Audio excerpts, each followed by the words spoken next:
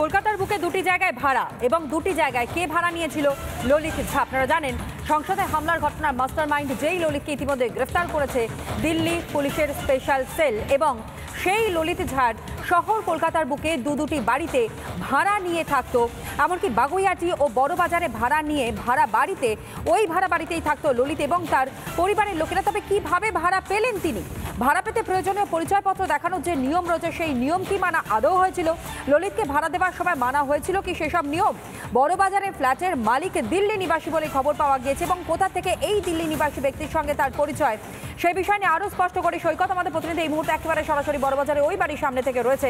সৈকত, কিছুক্ষণ আগেও তোমার সঙ্গে কথা হচ্ছিল এবং তুমি বলছিলে যে এই বাড়িতেই আরও একাধিক পরিবার থাকে, কিন্তু যে নিয়মগুলো বা নথি জমা দেওয়ার ব্যাপার বা বিষয় থাকে সেগুলো কি মানা হচ্ছে এখনো পর্যন্ত?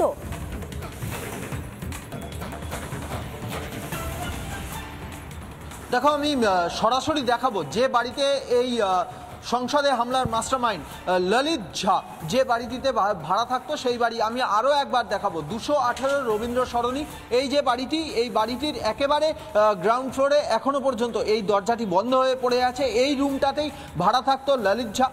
বাড়িটির চিত্রটি আমার ভিডিও জার্নালিস্ট দেখাচ্ছে। বাড়ির চিত্রটা দেখো। এই বাড়িতে কিন্তু অনেক ফ্যামিলি বসবাস করে। এই বাড়িটি গ্রাউন্ড ফ্লোরে বেশ কিছু দোকান রয়েছে, সেগুলো যেমন ভাড়া। বাড়িটিতে অনেক ফ্যামিলি বসবাস করে। এই ফ্যামিলি বা এই যে গলি, এই গলিতে যত ফ্যামিলি, যত দোকান রয়েছে, বিজনেস পরিসর রয়েছে, সেগুলো বেশিরভাগই ভাড়া নিয়ে চলা।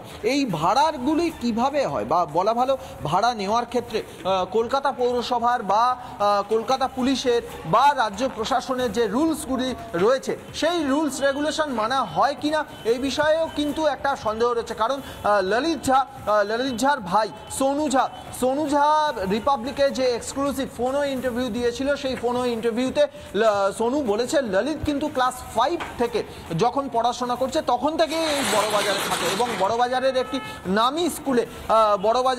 নামী স্কুলে কিন্তু সে পড়াশোনা করেছে। গতকালকে আমরা সেই স্কুলে গিয়েছিলাম।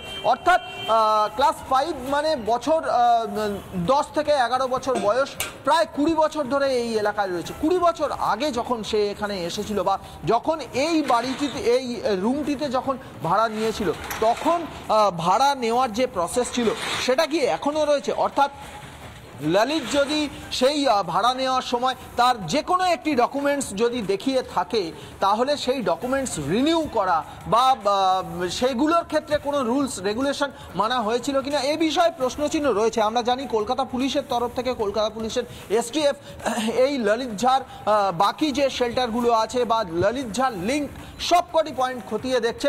এই বিষয়টি খতিয়ে দেখে নতুন কোনো অ্যাঙ্গেল উঠে আসবে বা নতুন ইনফরমেশন উঠে আসবে বলে কলকাতা পুলিশের যারা তদন্তকারী অফিসার, যদিও এই ঘটনার তদন্ত তারা করছেন না, সিপি বলেছেন যে তারা যেহেতু কলকাতার সঙ্গে এত বড় একটা ঘটনার লিঙ্ক পাওয়া গেছে, তাই তারা নিজেদের মতো করে ইনফরমেশন কালেক্ট করে রাখছেন। সেক্ষেত্রে নতুন কোনো ইনফরমেশন উঠে আসতে পারে বলে মনে করছেন।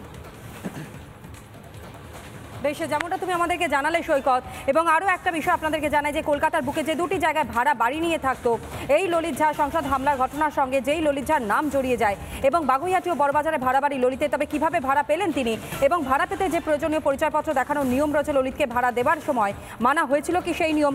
বড়বাজারের ফ্ল্যাটের মালিক দিল্লি নিবাসী এবং এই ফ্ল্যাটের খোঁজ কার মাধ্যমে পেল ললিত, সেটাই এই মুহূর্তে সবথেকে বড় প্রশ্ন হয়ে দাঁড়াচ্ছে। ধন্যবাদ জানাবো আপাতত সৈকত তোমায়।